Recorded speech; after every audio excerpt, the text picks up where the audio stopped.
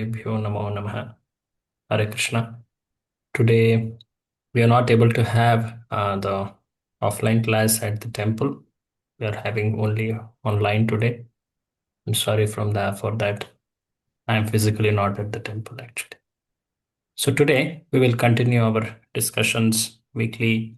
We are meeting to learn the four important books of Srila Prabhupada, starting with Sri Ishopanishad. Let us begin with the prayers. ॐ अज्ञानतिमिरान्धस्य ज्ञानाञ्जनशलाकया चक्षुरुन्मीलितं येन तस्मै श्रीगुरवे नमः। श्रीचैतन्यमनोभीष्टं स्थापितं येन भूतले स्वयं रूपकदा मह्यं ददाति स्वपदान्तिकं। वन्देऽहं श्रीगुरो श्रीयुतपदकमलं श्रीगुरून् वैष्णवांश्च श्रीरूपं साग्रजातं सहगणरघुनाथान्वितं तां सजीवम् साद्वैतं सावधूतं परिजनसहितं कृष्णचैतन्यदेवं श्रीराधा कृष्णपादान् सहगणललिता श्रीविशाखान्वितांश्च नमः। ॐ विष्णुपादाय कृष्णप्रेष्ठाय भूतले श्रीमते भक्तिवेदान्तस्वामिन्निति नामिने नमस्ते सारस्वते देवे गौरवाणी प्रचारिणे निर्विशेषशून्यवादी पाश्चात्यदेशतारिणे नमो महावदान्याय कृष्णप्रेमप्रदायते कृष्णाय कृष्णचैतन्यनाम्ने गौरद्विषे नमः। हे कृष्ण करुणा सिन्धो दीनबन्धो जगत्पते गोपेश गोपिका कान्त राधा कान्त नमोऽस्तुते। तप्त काञ्चन गौराङ्गी राधे वृन्दावनेश्वरी वृषभानुसुते देवी प्रणमामि हरिप्रिये। वाञ्छाकल्पतरुभ्यश्च कृपा सिन्धुभ्य एव च पतितानां पावनेभ्यो वैष्णवेभ्यो नमो नमः। जय श्री कृष्ण चैतन्य प्रभु नित्यानंद श्री अद्वैत गदाधर श्रीवासादि गौरभक्तवृंद हरे कृष्णा कृष्ण कृष्णा हरे हरे हरे राम राम राम हरे हरे। मूकं करोति वाचालं पंगुं लङ्घयति गिरिं यत्कृपातमहं वन्दे श्रीगुरुं दीनतारिणम्। Hare Krishna. Today we are trying to continue from where we had left last time. As I remember, we had started mantra 3. Can someone confirm? Yes, Prabhu. Yes. Mantra 3, that famous port and the ocean analogy we did, right? Yes. The captain is spiritual master, scriptures are That favorable. one. Yeah, that one is done. Correct. Yeah, that one is done. That's where we stopped, if I'm not wrong. Am I right? Yes. Yeah. Yeah. Okay. So today we will continue. Before we start, let us also recite the shlokas. Om Purnamada Purnamidam Purnat Purnamudachyate Purnasya Purnamadaya Purnameva Vashishyate Ishavasyamidam Sarvam Yatkincha Jagatyam Jagat Tena Tyaktena Bhunjitha Magridah Kasya Svidhanam. Anybody who have not done recitation in our weekly turns would like to do? Anybody who have not done would like to do?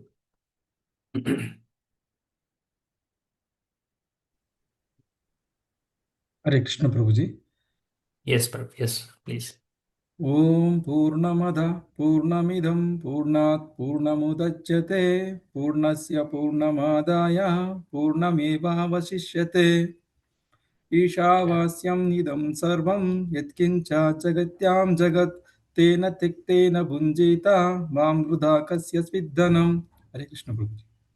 Hare Krishna. Anyone else would like to? Hare Krishna Prabhuji. Yes, please. Yes.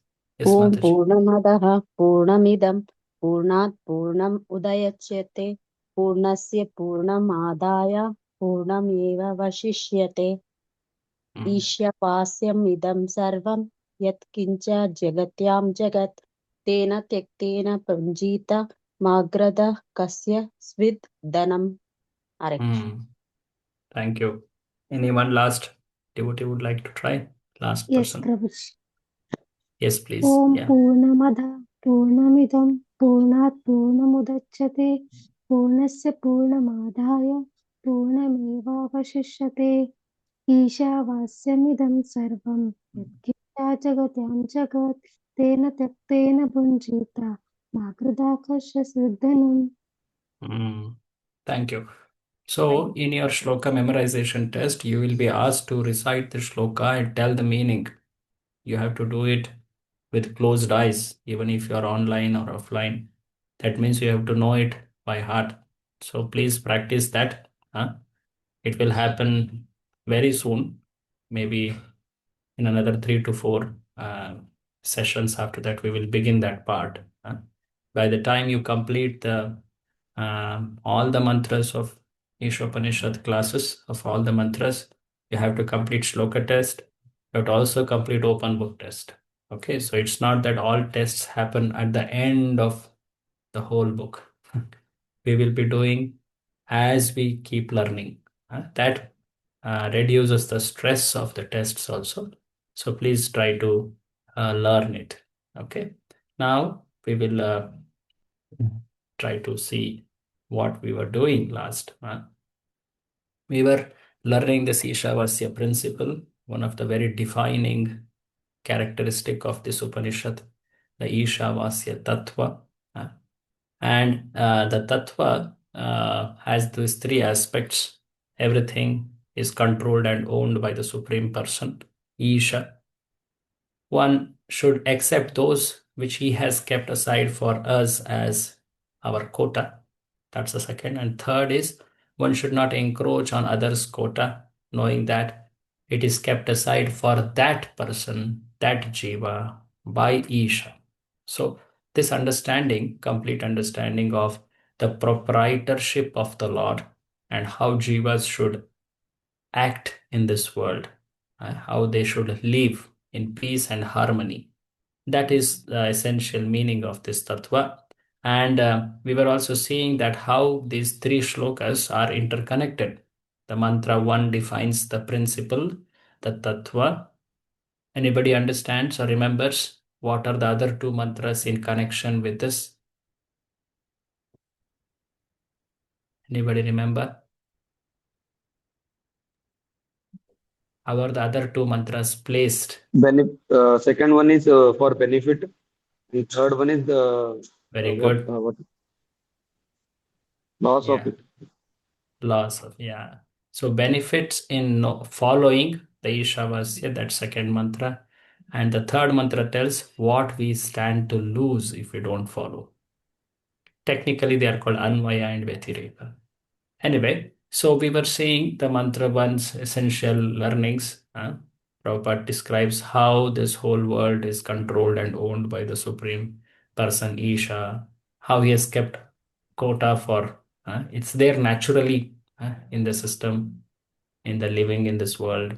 The nature itself has made like that, and how human beings should live accordingly. Essentially, Prabhupada spoke on the Vedic instructions, the Vedic knowledge, and the food, the vegetarian food, as the quota for human being, and he should rise to, uh, God conscious, Krishna consciousness, not just live a vegetarian like that. And in that understanding, we started learning mantra 2, which is describing the benefits. So if you recollect the benefits, what are the benefits? Any of you recollect what benefits we saw in mantra 2? Any of you recollect?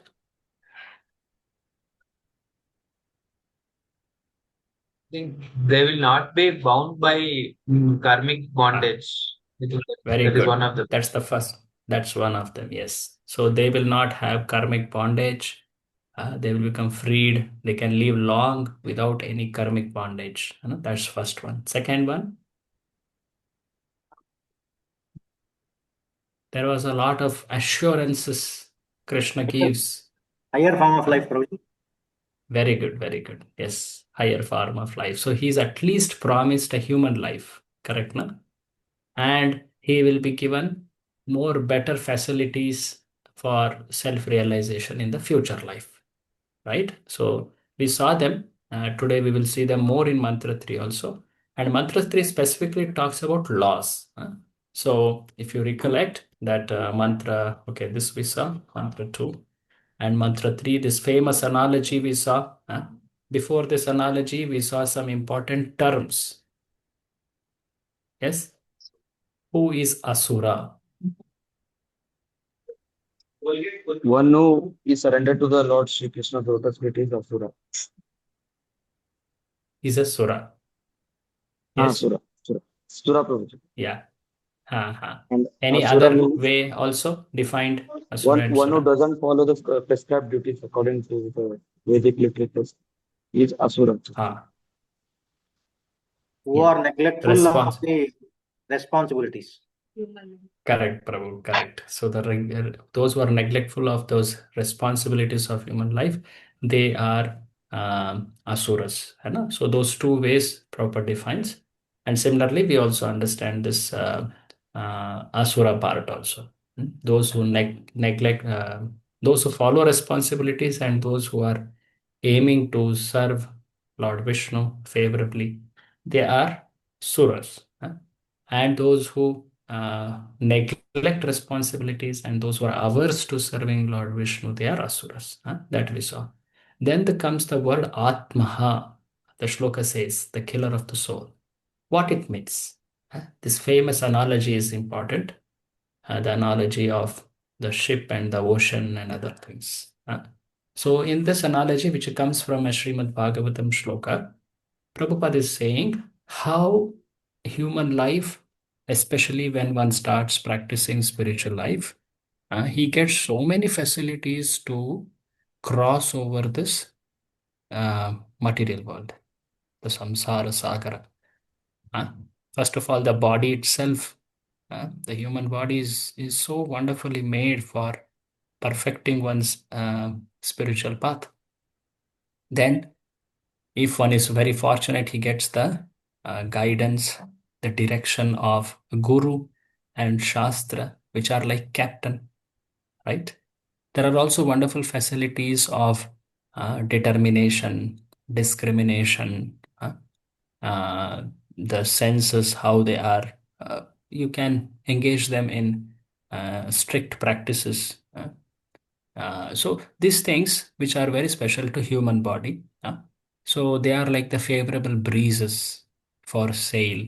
uh, and if one doesn't utilize them after getting all these wonderful facilities, such a person is considered foolish. Uh, in the same way, he is considered as a killer of the soul. Killer of soul means here that he has practically uh, killed all the symptoms of the soul, all the characteristics of the soul. The soul's characteristic is Sat Chit Ananda, is it not?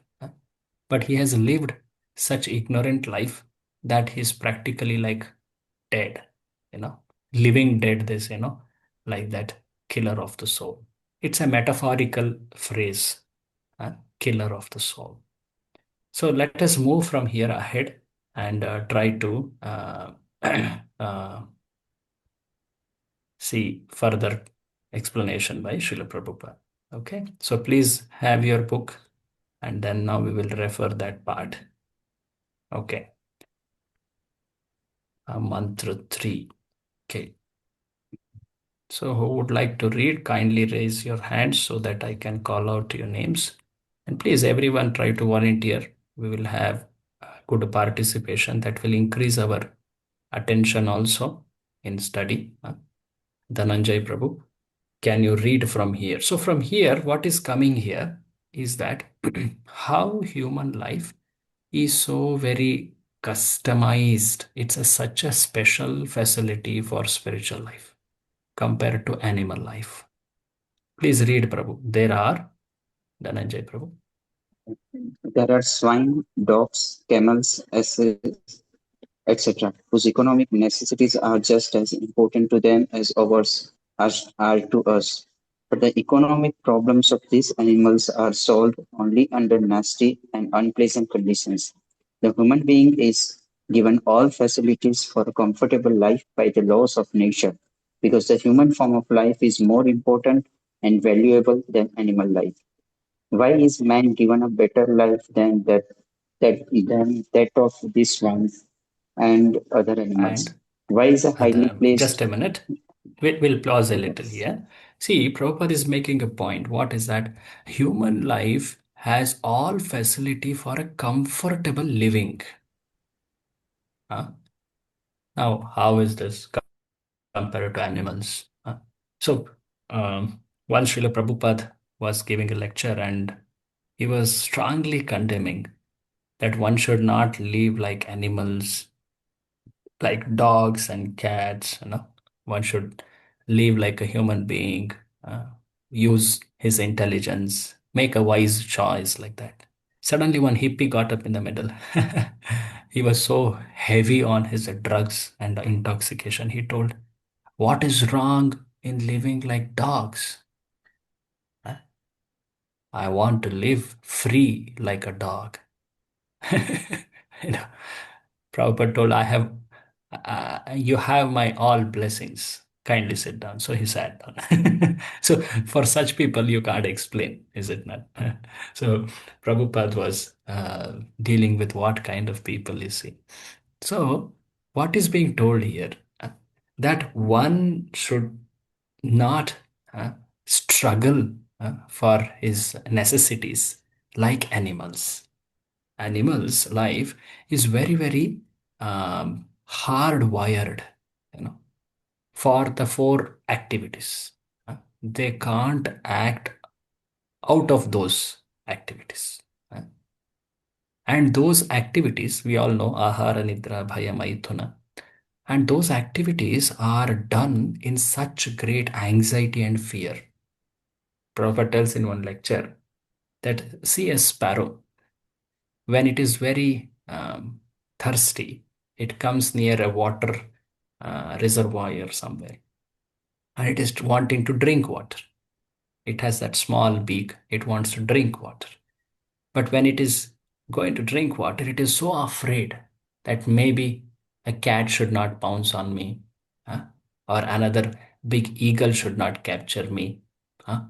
Or some human being should not trouble me. So it's always seeing here, there, here, there, here, there, here, there. It drinks a little drop of it and then he keeps seeing here, there, here, there. Like this for all animals. Prabhupada tells even for a deer, huh, in the forest, the deers are captured or caught at these moments when they are drinking water, or when they are eating, or when they are at least fulfilling their bodily necessities. That's the time when they have greatest danger, is it not? So they are so very afraid. They have, first of all, they have to strive so hard to get those necessities fulfilled. Secondly, after meeting them, they are fulfilling it in so much fear. Prabhupada says this is not just for those weaklings, it's even for highly powerful animals like a tiger.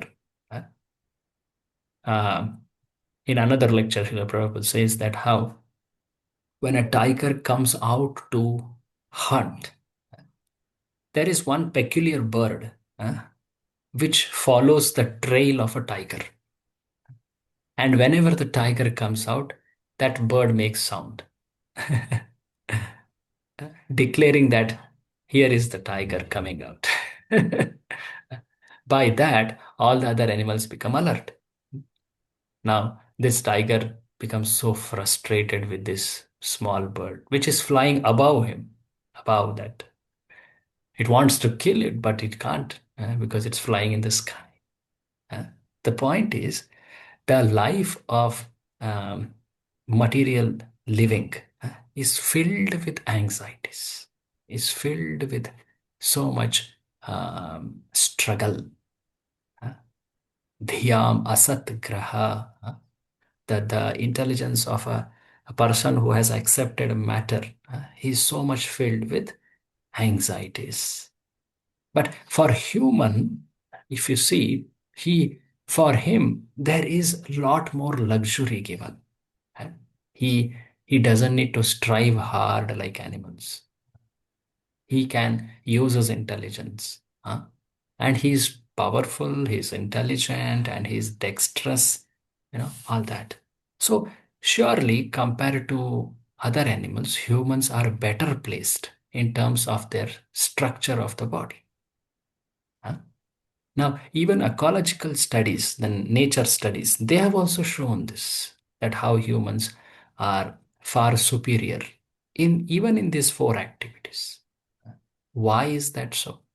Why nature has provided so much of comfort for the humans? So Prabhupada reasons it very nicely.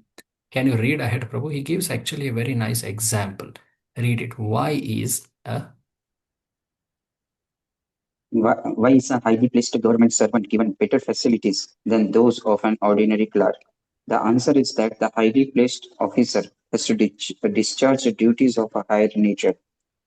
Similarly, the duties human beings have to perform are higher than those of animals, who are always Ah, engaged in simply feeding their hungry stomachs. so Yet, the the example modern told soul, is, someone please rephrase this example in your own words. What is it told? Just so that we all get that essential point which Prabhupada is making. What is told?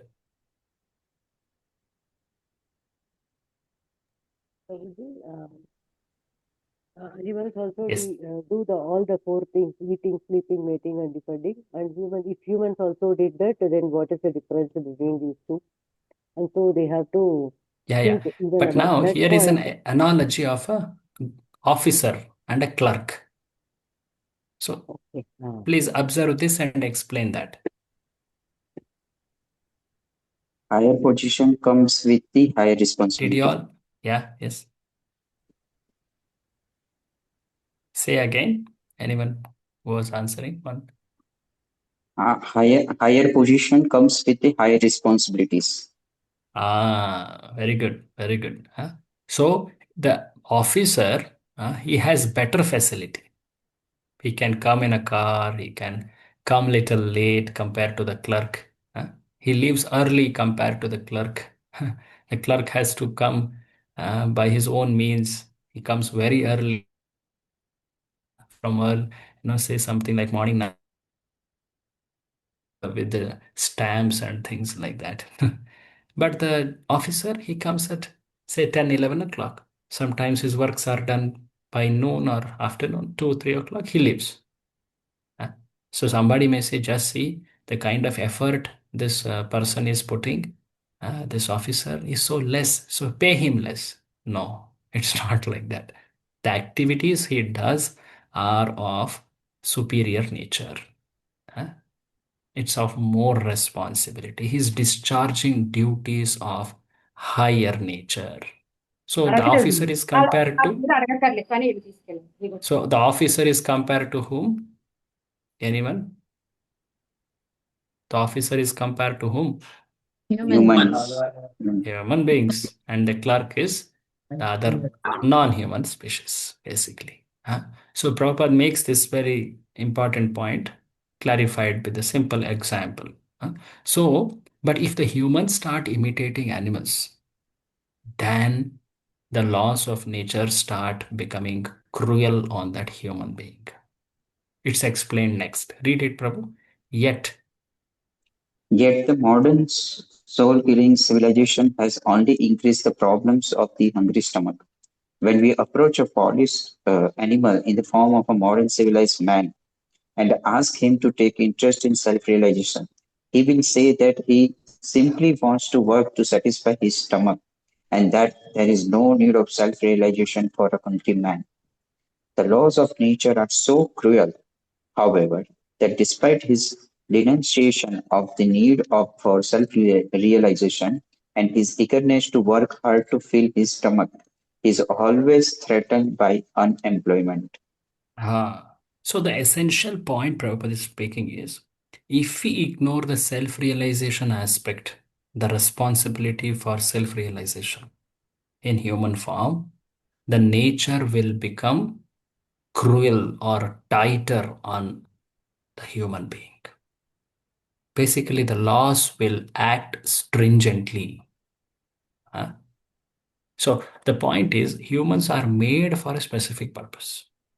If you forget that purpose and try to act like others, then the nature will consider that okay, this jiva is not actually respecting what I gave.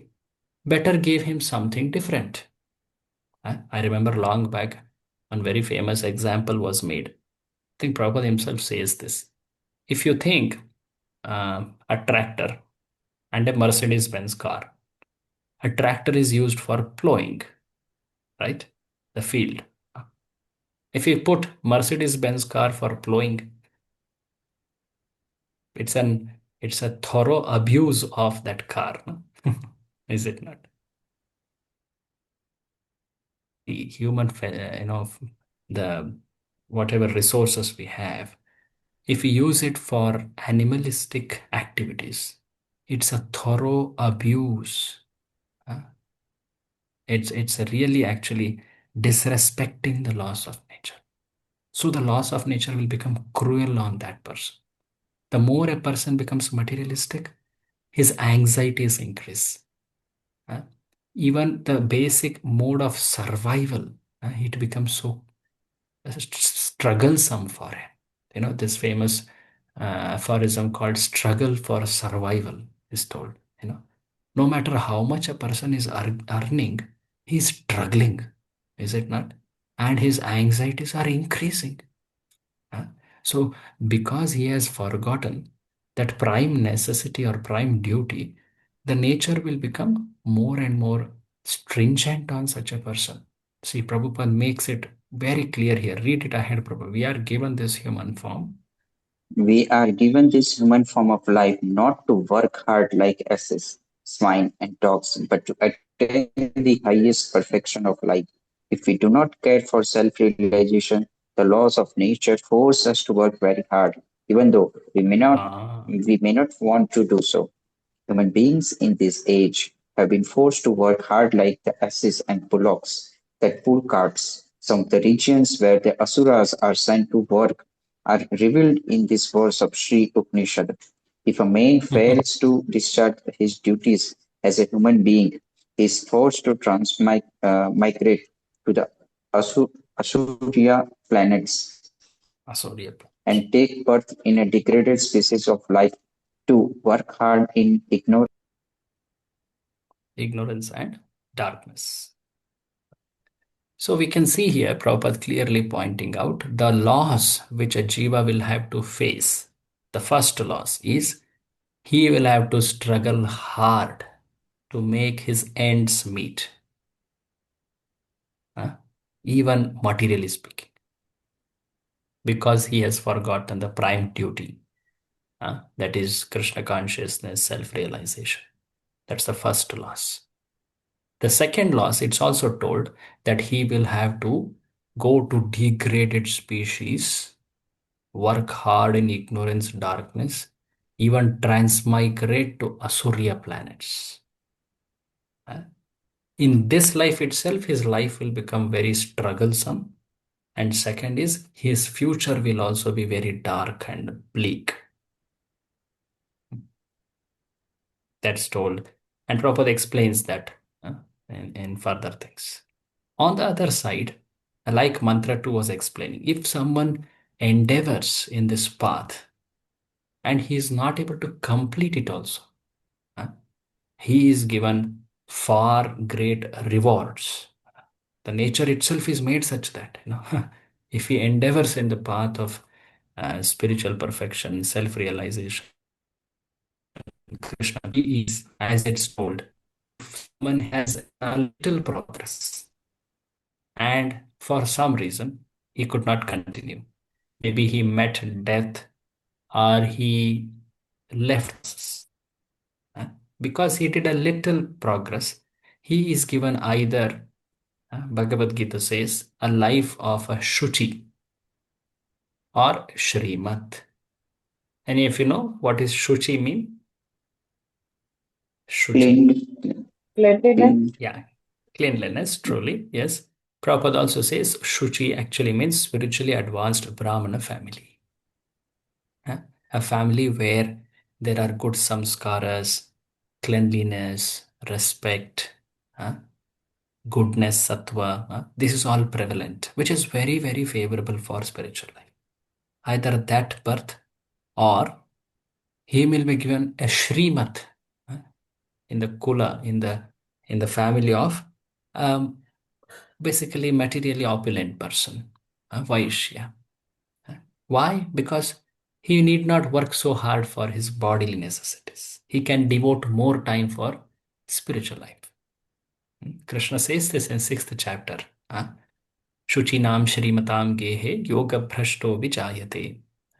So someone who has done a little progress. And later he will also tell someone who did a lot of progress and he could not continue. For him, Kule Bhavati Dhimatam. In the 6th chapter itself, Krishna says he will get a birth in the family of Dhimatas, that is transcendentalists, spiritualists, devotees. The one who has done more progress, he will get directly birth in the family of devotees. Krishna is assuring this. So this is interesting. On the side where one doesn't follow, he will have such uh, dark future. But on the side when one is following, a little he did not even complete. Still, he is given so much. Imagine what he will attain if he completes it. Is it not? Can you read this highlighted text, Prabhu? So the person, can you read this? So the person who fails to achieve self-realization is given a better chance in his next life due to his sincere efforts in this life.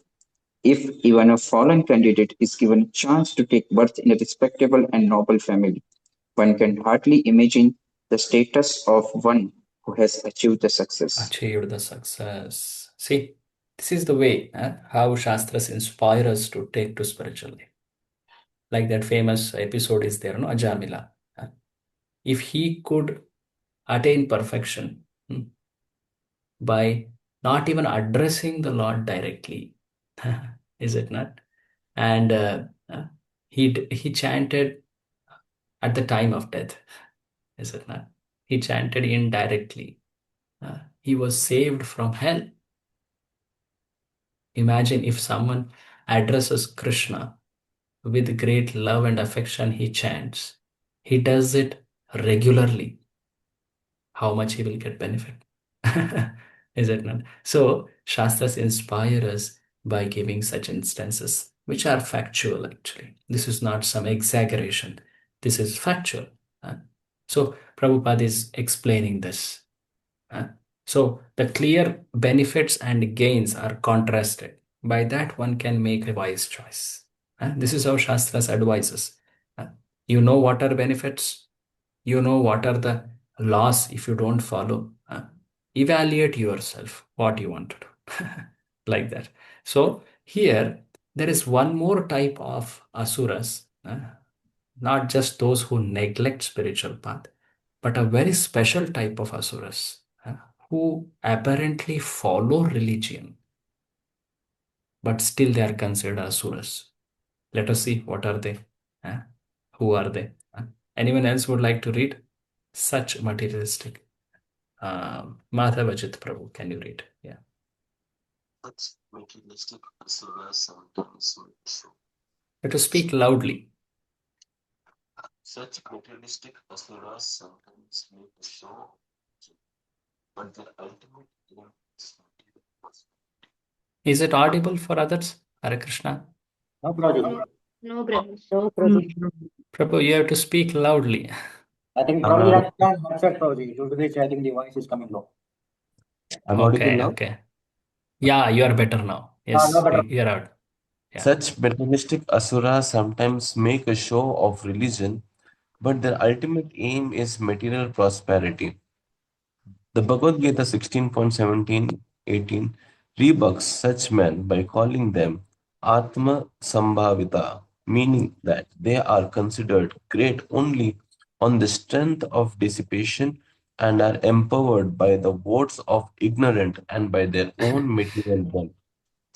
Such asuras, devoid of self-realization and knowledge of Ishavasya, the Lord's universal proprietorship, are certain to enter into the darkest regions. So see, thank you, bro. So see here, there are certain people who make show of religion, huh? And their aim is not attaining, liberation from samsara or attaining Lord Vishnu. No, their aim is clearly material prosperity. Huh? Actually, there is a specific word for them called dharmadhwajis. Dharmadhwaji. They hold the dhwaja, the flag of dharma, but they are all hypocrites. They really don't follow the purpose of religion. They may hear it, they may know it, but they are not interested in it. They use religion to gain material profits, prosperity. Prabhupada says here, the strength of deception, to get votes, to get some fame, recognition. They are also called asuras. Krishna, in the 16th chapter, defines who are asuras and suras. Very interesting chapter.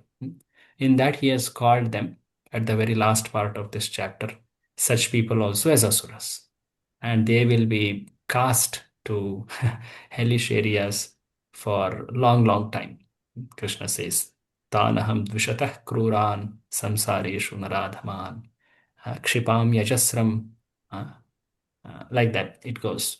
The point is, those who pretend, who make a show of religion, not truly sincerely following the purpose, they are also called asuras. So one is clear neglect, another is just an outward show. Both are asuras.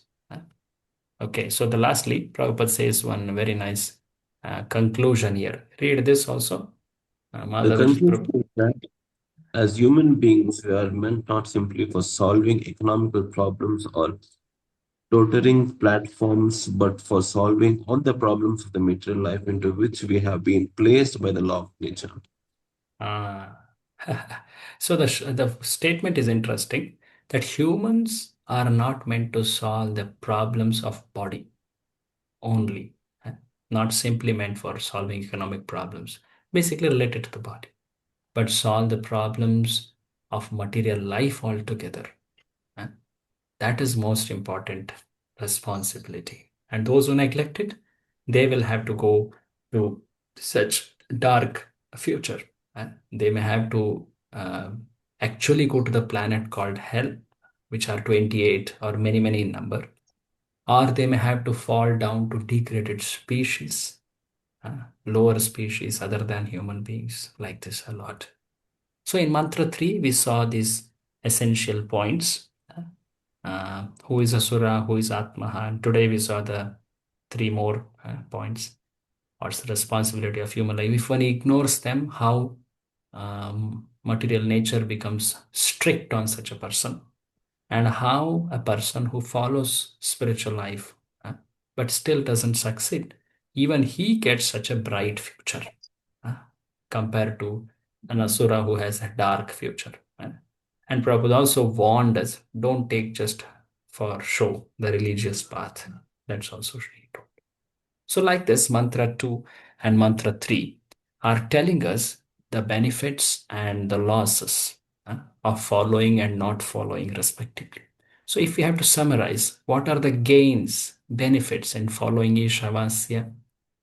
First one is, Prabhupada told that one will be saved from falling into animal life. The greatest danger. That famous shloka you may remember. Huh? Trayate mahato bhayat. Is it not? That's the first one. Even unsuccessful um, endeavoring spiritualist also gets some noble next life. Either a spiritual advanced brahmana or a vaishya or a devotee family, he will either get. Basically, nature gives him repeated opportunities. The second is, if he succeeds, what he gets, he becomes free from karmic reactions. as the shloka itself told. On the other side, the loss in not following Ishavasya. Any of you recollect? Today we saw them. Any of you would like to say? Huh?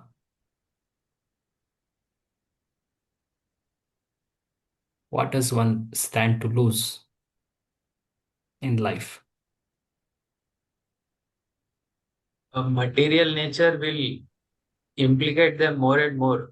They'll have to struggle even for the basic necessities. Yes, yes, yes. Yes. So he has to struggle more in material life. One has to work very hard for fulfilling one's bodily material needs. Now, this may not only mean that he will become poor or so. No, there are very um, aristocratic or very rich people who don't follow Ishavas, but their lives are filled with anxieties, with all kind of difficulties. Even with having a lot of money doesn't help them solve this. What else is the loss?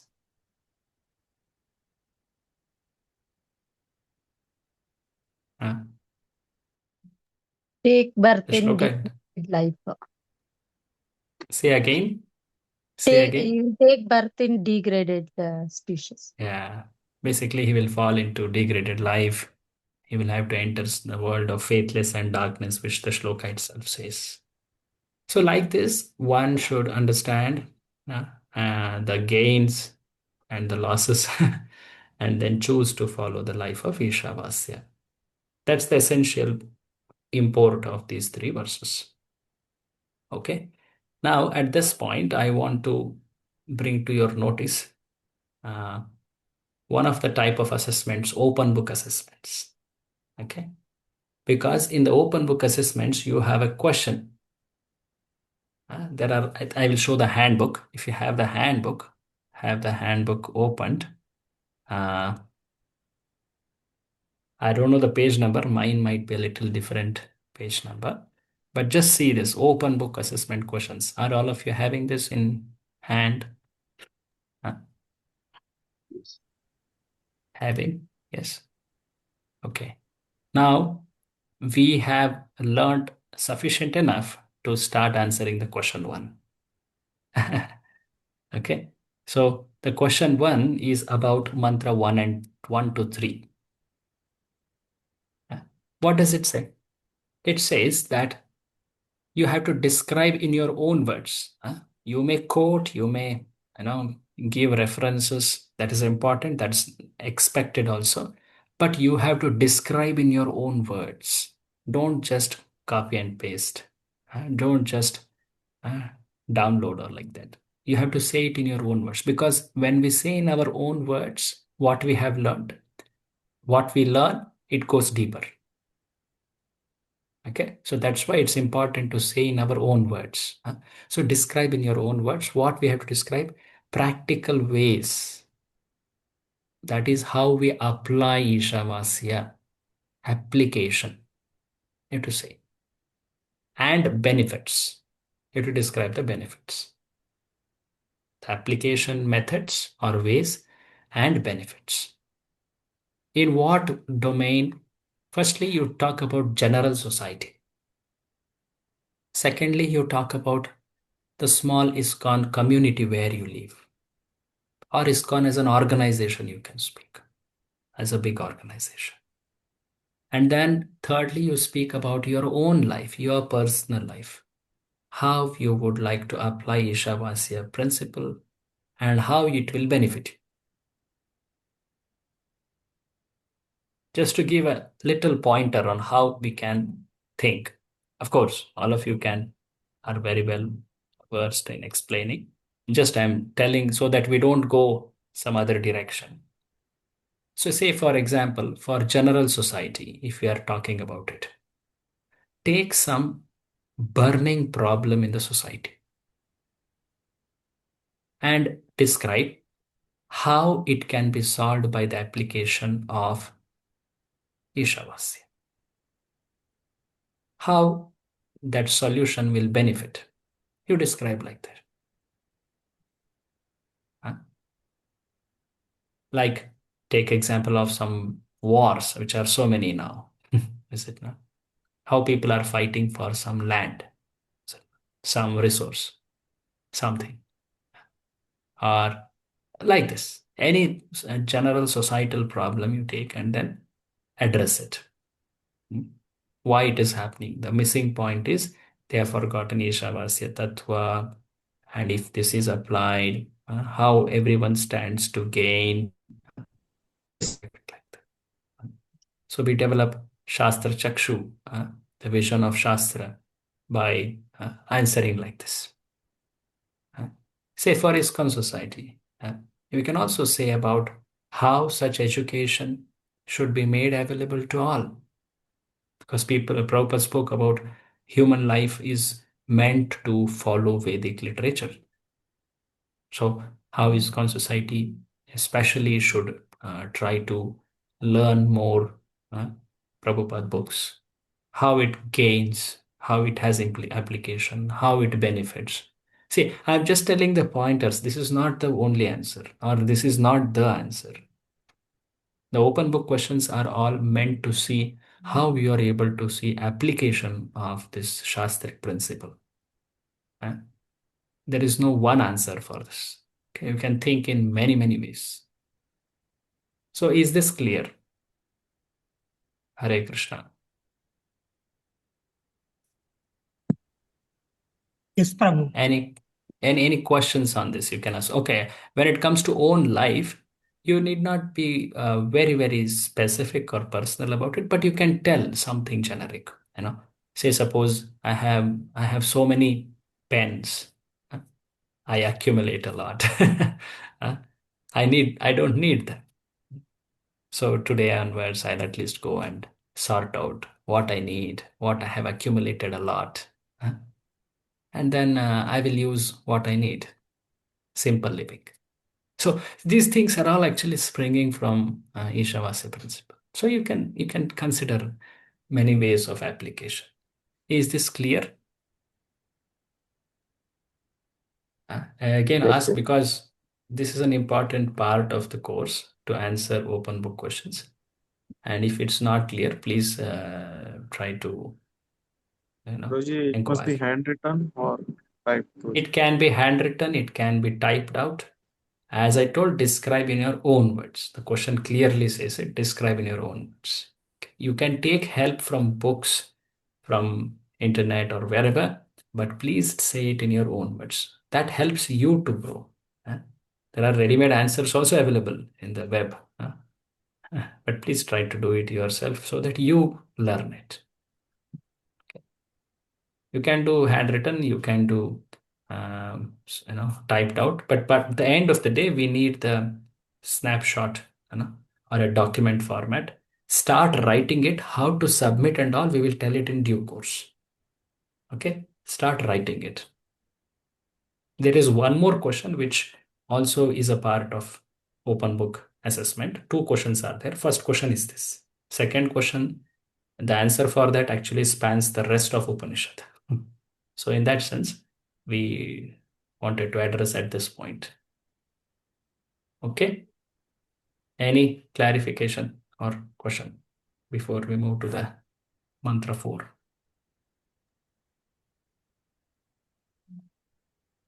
So can we set a deadline to submit the answer for the first question, maybe at a week or two? What do you say, Leela Madhuri Prabhu? Do you think it's possible? Yes, Prabhu. Maybe we can take everyone's opinion because accordingly, maybe we can decide something. Usually why I'm saying this is because usually people start writing these things at the end of Ishopanishad classes, all classes. But by that time, you have a lot of things to do. You have to do open book, you have to memorize shloka, you have to do closed book test. And these things are just discussed afresh. And you don't right now have the pressure of other things. So if you do it now, it actually you can do it better.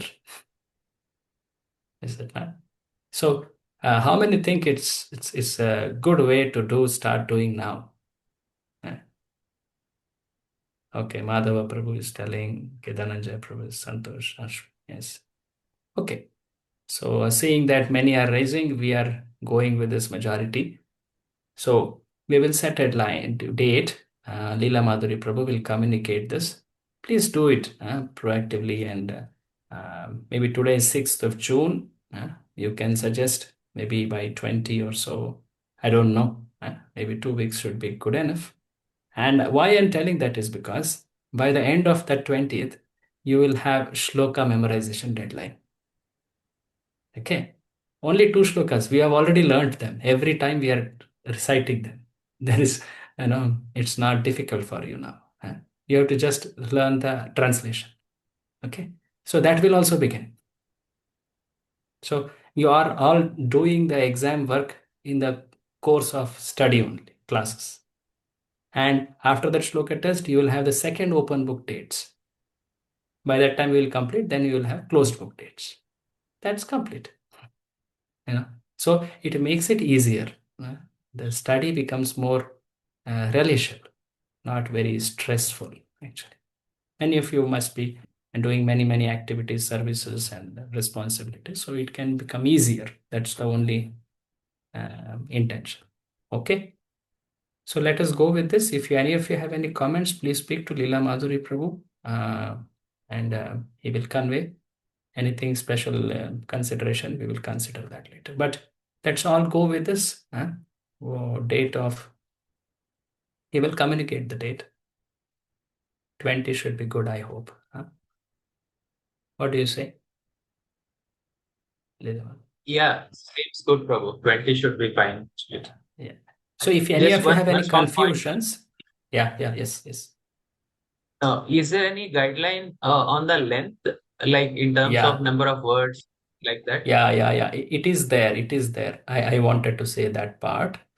If you see the handbook, there is a section on how to write open books assessment. You please see the handbook, how to write. It is explained. Let me take it till there.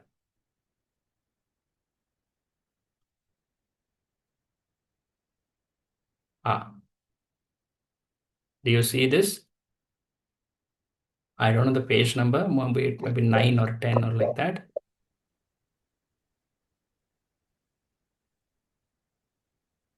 Hare Krishna, are all of you able to see this? Yes, Yeah, Prabhu. Prabhu. Yeah.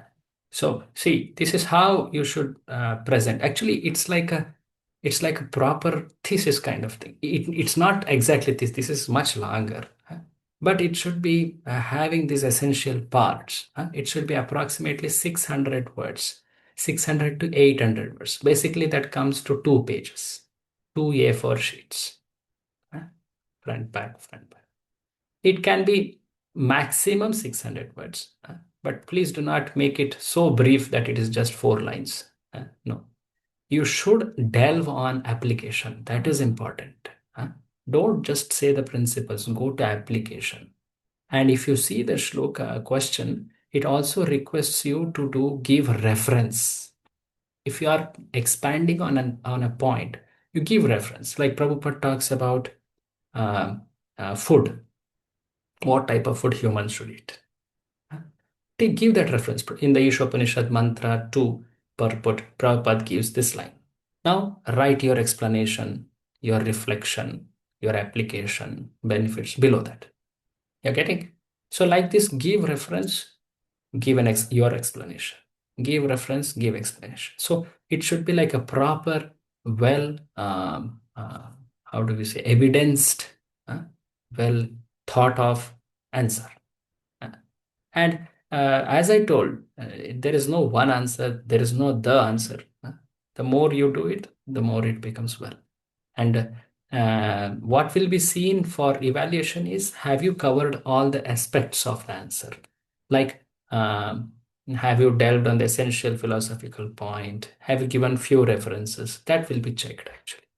So it should have, see here, divide this into sections and paragraphs, give headings if possible, do bullet points, follow sequential development of concepts. So I think you can all read this at your leisure. Give quotations. Don't go very much outside the topic. Be focused. Response should be very clear to the point. Don't try to exceed the word limit. If the answer is too long, actually, that becomes too difficult also. One who reads or one who hears them, it actually drives off attention. So follow these guidelines. Okay. It's clear right here. It's all there in your handbook. See, Prabhupada says here, write your realization, what you've realized about Krishna. That's required. It's not passive. It should be active. Whenever you find time, write. So Prabhupada encouraged that one should write, describe philosophy, what he has learned. Okay. Speaking is one aspect, writing is another aspect. Like that. Is this clear? Huh? I hope it's so. Yes, Prabhu. Clear. Okay. Now, there is one more question which we will see later. But this question is important at least to be aware of, because next all the shlokas actually are addressing this question. Okay. So the next question is a very interesting topic. It is establishing the supreme truth as a person. Sakara. Have you heard this? Nirakar and Sakar. Sakar. He is a supreme person. Isha is a supreme person. So for that, Ishopanishad gives a lot of evidence directly from verses. And along with that, Prabhupada speaks in purports. He gives good analogies. He has spoken nice lectures. So from there, you should draw evidences. It's a proper evidence. Whenever in future you get some question like this, hey, do you think really supreme is person or impersonal? This is an answer for it. So you can write evidence 1, 2, 3 like this. Can go on this. That's the second question. Why I'm showing it is because when we study from mantra 4, please keep gathering these evidences. Is that clear? You have to mark them evidences. That way, your future answer is getting ready. Am I clear?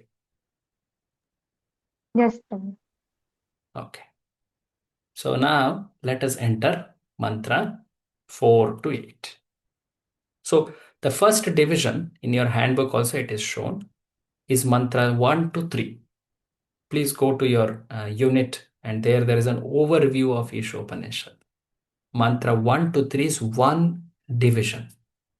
Mantra 4 to 8, that is another 5 shlokas. This is another section or division. Okay.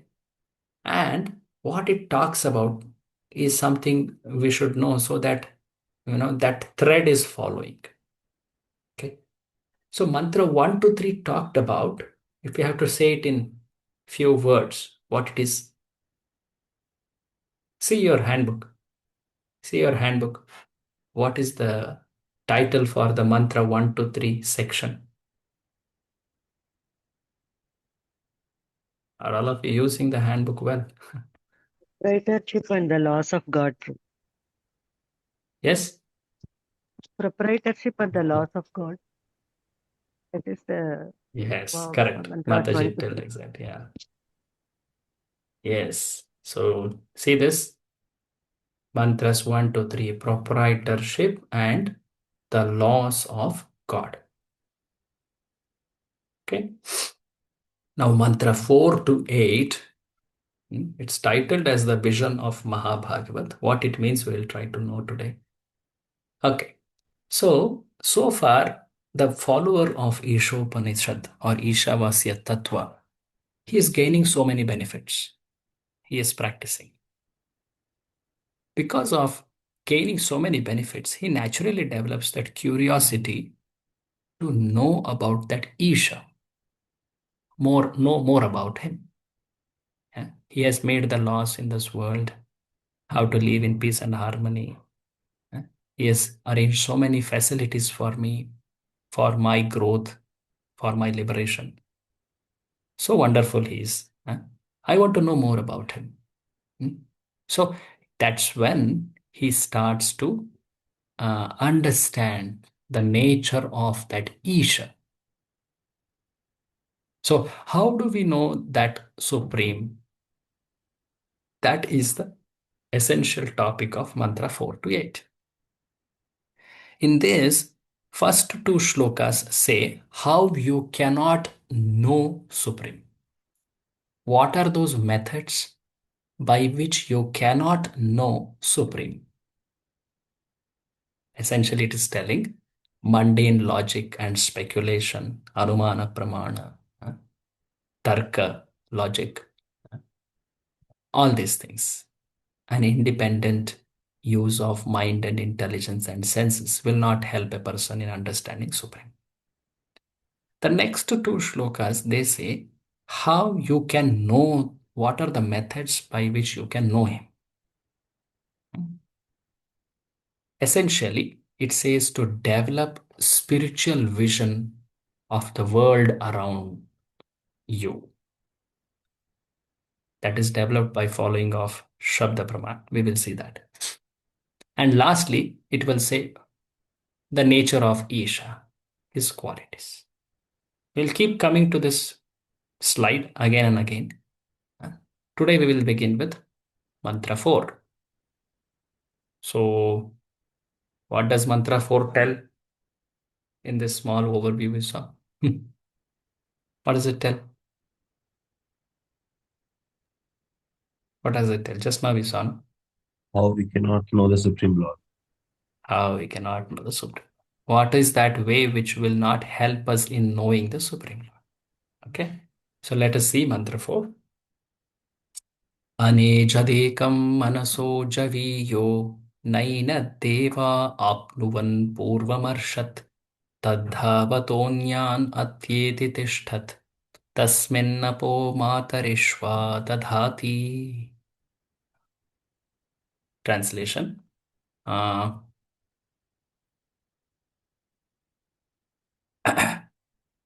Vasu Prabhu, can you read translation, Prabhu?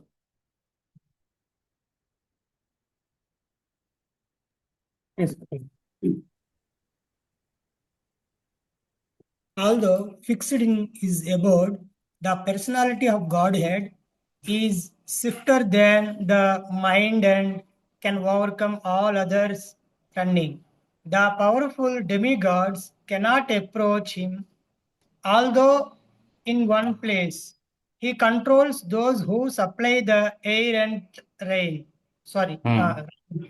He surpasses all in excellence. Excellence. So it's interesting. Actually, the Prabhupada makes the words make more easier for us to understand.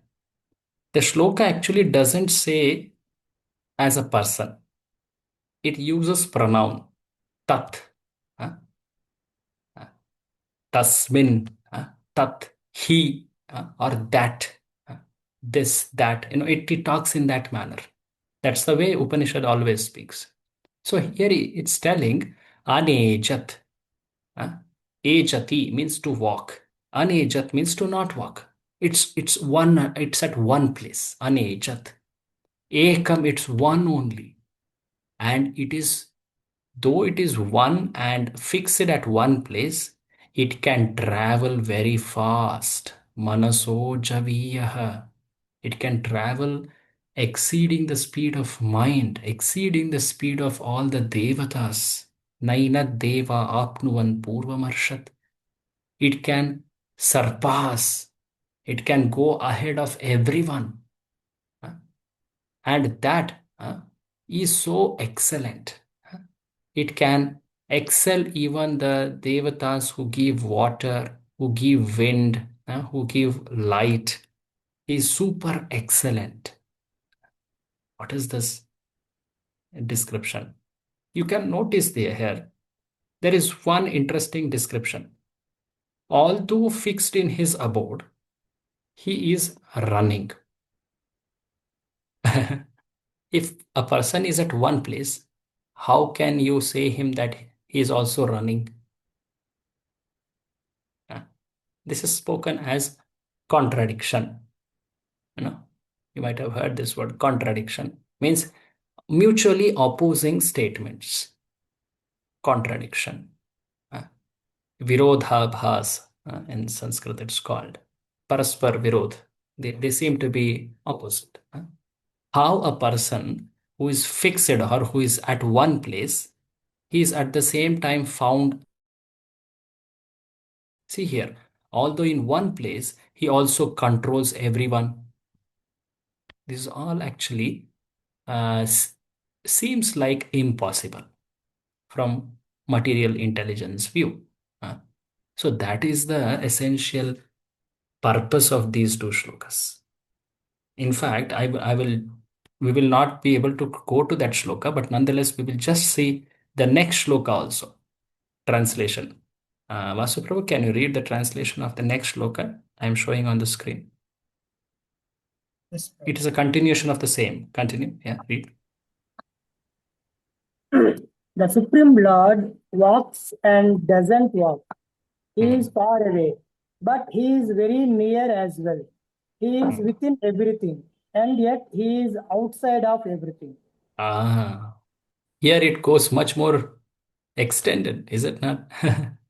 He is walking, he is not walking. He is far, he is near. He is inside, he is outside. What is this? Riddle or what? There are riddles, no? Which are also like that. Wagatu, we call in native, whatever you call in native languages. So the point is, it seems like impossible by material terms. So Upanishads actually, that's how they begin to explain the nature of Supreme. That he is not understood by our material estimation. Prabhu, can you continue reading the highlighted part? I'm showing mantra force purport. Read this. Through. Yes, Prabhu. Through mental speculations, even the greatest philosopher cannot know the Supreme Lord, who is the absolute personality of Godhead.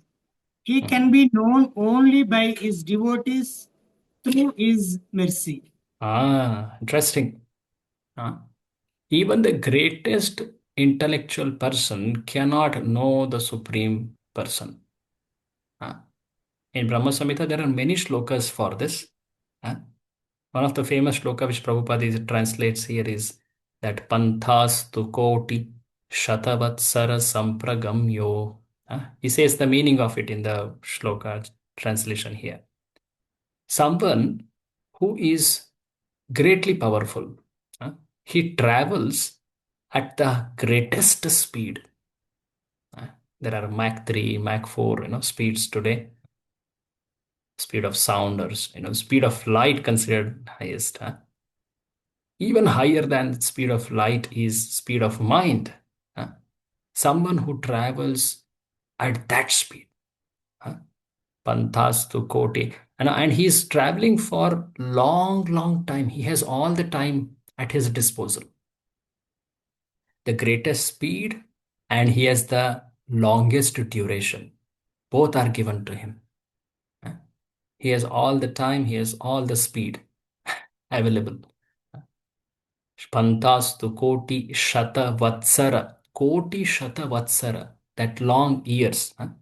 Sampragamyo Vayor Api. Exceeding the speed of mind. Manaso Muni Pungavanam. Even exceeding the speed of mind also. Wind and mind. Muni Pungavanam. How does that shloka go ahead? Vayorathapi Manaso Muni Pungavanam. Sopyasti yat prapatasimnyavichintya tatve. But still, one can't reach near that supreme because that person is avichintya tattva. This word is important. Avichintya, or also called as achintya. Any of you would like to explain this word? Achintya, avichintya. What does this mean? Inconceivable. Say again. Achintya, inconceivable. By material senses. Inconceivable. Inconceivable to material senses. Yes, exact. So that which is beyond Chintan. Chintan is an activity of mind and intelligence. Let us do some Chintana. Chintana means not Chinta. Chinta is lamentation or brooding over something.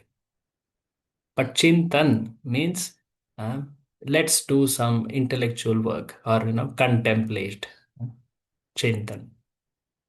But achintya means one who is beyond the chintan of mind. So he is achintya tattva, avichintya tattva. Both are meaning the same. So Brahma is telling this. See here, Prabhupada says, even a non-devotee philosopher travels through space at the speed of wind or mind for hundreds of millions. See, the same words, Prabhupada just translates them. That's his one of great excellence, actually. How he uh, quotes so wonderfully and he paraphrases the meaning for us. At the same time, the Brahma Samhita also tells that he is situated in his spiritual planet called Goloka. You have to tell the shloka if you know this. He's there. At the same time, he's also available next to you. If you know. Goloka eva nivasati akilatma bhuto. Very right. Govinda Yes, yes. Mahapurusham. Yes, yes. Goloka, his nivasa, his abode is Goloka. At the same time, he can simultaneously, see this, Prabhupada's simultaneously reach every part of his creative energy. That is this world. Akhilatma Bhuto. So, how is he able to do this? So, what is the meaning of these descriptions? It means that he is, as one of you told, inconceivable. So, can you read the next part, Prabhu, in the Vishnu Purana? Read this. In the Vishnu Purana, his potencies are compared to the heat and light that emanate from a fire. Although situated in one place, a fire can distribute its light and heat for some distance. Similarly, the absolute personality of Godhead, although fixed in his transcendental abode, can diffuse his different energies everywhere. Yes. So we can understand this here that how there are ways by which Lord can reach to every corner of his creation. That is through his energies. This example has come before also. You may recollect in Mantra 1, it had come. How his influence is there in every bit of this creation. So that's the essential meaning. How the fire at one place emits heat and light far, far distance. Similarly, Lord, situated at Goloka, Vaikuntha, he is emitting his wonderful energies which are acting at every corner of this universe. So that's what it means. Anejat means he is situated at one place, that is Goloka. He's fixed in his abode. At the same time, he's running everywhere means his energies are so super excellent. So like this, there is what do you call samanvaya, reconciliation of contradictions, because he is someone beyond our intellect. He's achintya. He's beyond our logic. Tarka agochara. That's one meaning. He's not visible to our tarka. He cannot be reached by our tarka. Prabhupada says that famous shloka. Nayam atma pravachanena labhyo na medhaya na bahuna shrutena. One cannot know him by any type of vratas, any type of intellectual exercises, na bahuna, nor by scholarship. Like that, there is that famous verse Prabhupada quotes that. So now, what are those energies which are told as his influence, which is seen everywhere? So there are many, many energies. He has unlimited energies. That famous shloka is there, na? Parasya shaktihi vividhaiva shruyate. Swabhaviki Jnana Bala Kriya cha. So he has many Shaktis. Primarily, we can see these three divisions of the Shaktis: internal, marginal, and external. Antaranga, Tatastha, and Bahiranga. So, what are the components of these energies? That's important to note. Prabhupada tells them in this small, you know, example. One very nice example Prabhupada makes in a lecture of how these energies are to be understood. Basically, Lord is the supreme energetic, and he has many, many energies. One way to classify them is these three.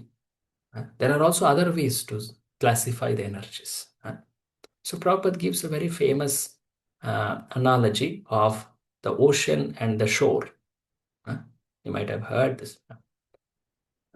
So internal energy is like the ocean, or that part which is always filled with water. It never dries up, is it not?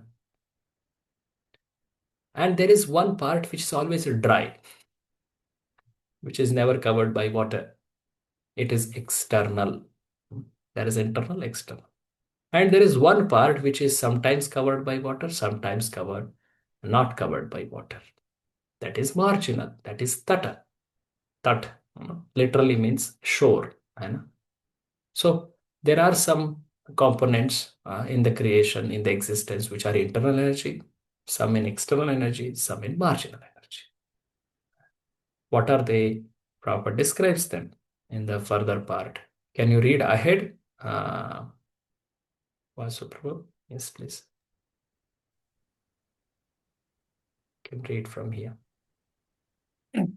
There are hundreds and millions of subheadings to each of these categories.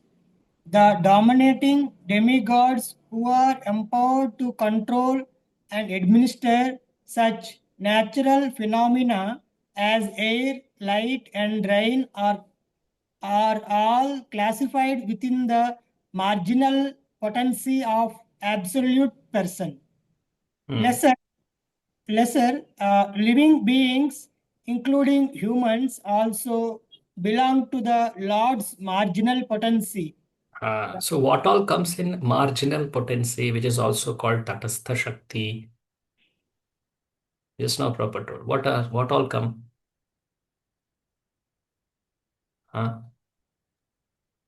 Demigods. All the demigods, All the human beings. devatas, human beings, all jivas basically in this world. They all come under Tatastha Shakti. Continue reading. The material world is creation of the Lord's external potency, and the spiritual sky, where the kingdom of God is situated, is manifest his internal potency. So next two potencies, what are the components also Prabhupada told? So Bahiranga Shakti is nothing but this material world existence made up at least the 8 elements or 24 elements, however we count it. And the Antaranga Shakti is that spiritual world, which is which is actually in the highest proportion. The Shastra also describes that in the whole of existence, the 3/4 of it is spiritual world. 1/4 is material world. This comes in Bhagavatam actually. In fact, in the Veda mantras also it's told. Tripada Vibhuti. It is spiritual world. Ekapada Vibhuti is material world. Ekapada means 1/4. 3/4 means Tripada. That's why in Veda mantra it's told Tripad Urdhva Udait Purushaha Padosyeha Bhavat Punaha. This is Purusha Sukta.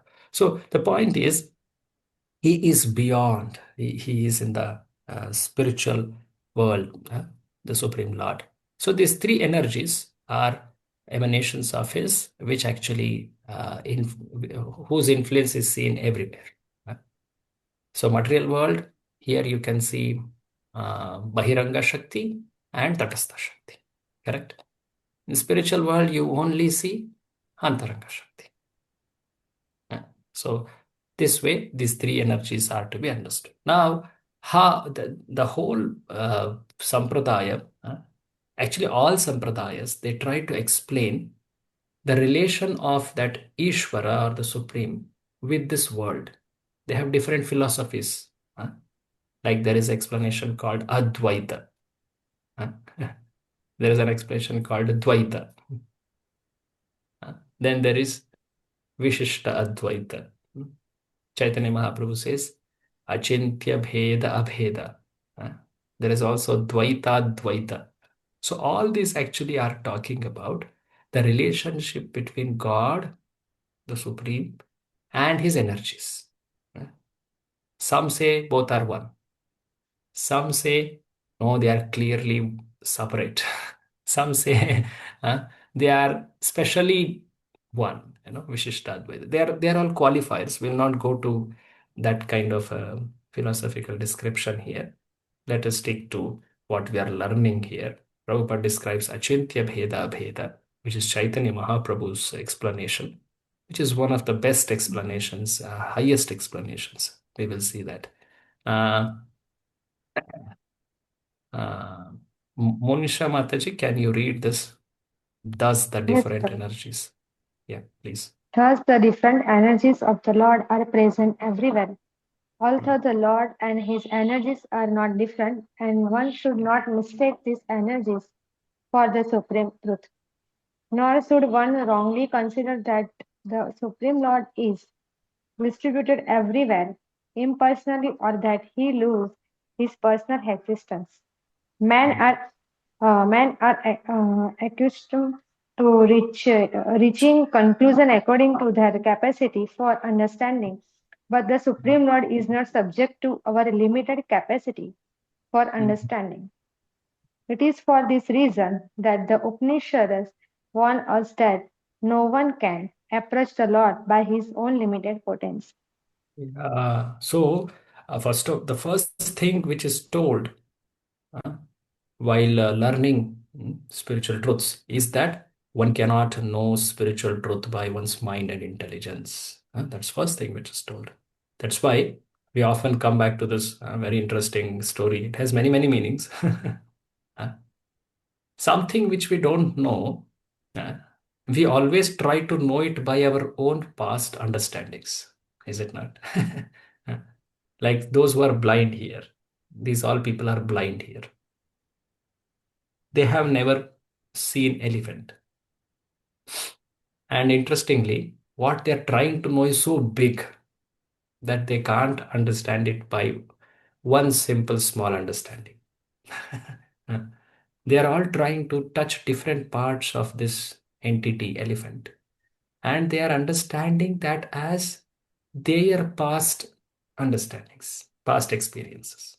Like someone who touches the ears thinks it is a big fan or so. Someone who touches the stomach, he thinks it's a wall. I hope you are familiar with this story. We have also seen it earlier. So they can never know the full absolute truth, at least to the extent of the truth about the entire elephant. So surely they need someone who can see this full truth. These people are blind. Secondly, what they're trying to know is also so big. But when they come across a person who has vision and who can explain, can explain, then they can know the truth. That's why the first thing which is told is one cannot understand spiritual truths by one's independent use of mind and intelligence. I'm here using the term called independent use because Prabhupada will clarify this in this very same purport, how to use mind and intelligence properly. So we will see that. So Prabhupada describes the further. Can you read the highlighted text, Machaji? This fourth mantra. This fourth mantra of Sri Shopnishad very clearly suggests that the absolute truth is ultimately the absolute person. Otherwise, there would have been no need to mention so many details in support of his personal features. So here is a point for your open book questions answer. Imagine if the supreme truth is ultimately impersonal. Why will there be description of his abode, his place of residence? And secondly, it also tells in the shloka that he is also running. He's fixed at his place. He's running. This means what? Only a person can do this, na? If something which doesn't have form, like light and air, do we say light runs? No. Do we say light has a place? No, we don't say that. Light is everywhere, is it not? But here it's described. So this shows that supreme truth is person. The shloka itself is indirectly saying it. So Prabhupada proves that. He makes an argument for that. Okay. So now, very interesting. How do we use our mind and intelligence? Because it's told that we cannot use it independently to understand supreme truth. So is there a utility for them? Is there some usage? Can they help in spiritual path? Yes, they can. How Prabhupada will describe here. May I request other devotee who would like to read? Prabhu, I forgot your spiritual name, Srinivas Prabhu. Would you like to read? Sorry. Prabhuji. Can you say your name, Prabhu? I forgot. Shyamananda Gopal Das. Shamananda Gopal. Yeah, sorry. Yes, please. Shall I start with the paragraph, Prabhuji, or only the highlighted part? Although the individual part and from here only you can read. Yes, Prabhuji. Although the individual parts and parcels of the Lord's marginal potency are all the symptoms of the Lord himself, they have limited spheres of activity and are therefore all limited. The parts and parcels are never equal to the whole. Therefore, they cannot appreciate the Lord's full potential. Under the influence of material nature, foolish and ignorant living beings who are but parts and parcels of the Lord try to conjecture about the Lord's transcendental position. Sri Ishopanishad warns of the futility of trying to establish the identity of the Lord through mental speculation. One should try to learn of the transcendental form of the Lord himself, the supreme source of the Vedas, but the Lord alone has full knowledge of the transcendence. See, there are usually two things, there is a creator and there is creation. Creator makes creation, correct? No? Now, how can creation know about creator? Because creation is the source, creator is the source of creation. Even if he tries to know, he cannot know it fully. Like, say, a child who is born from parents. Can he know about parents fully? No. He cannot know fully. The parents themselves speak it. That's when their child understands, is it not? So, what it means to say is Jiva, who is eternally infinitesimal, can never know the infinite, eternally infinite being. So the only way is only when he himself tells. That's when he can know.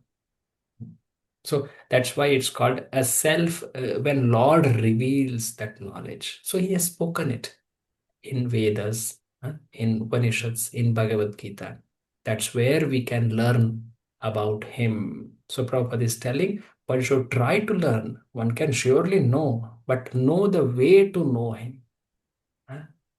It is through his own words. We can never know him without he himself telling us about him. So this is the interesting aspect. Now he will tell about how to use one's abilities, one's mind and intelligence, how one should use one's nature to work in this world properly. So Prabhu, you can continue. Every part and parcel. Every part and parcel of the complete whole is endowed with some particular energy to act according to the Lord's will.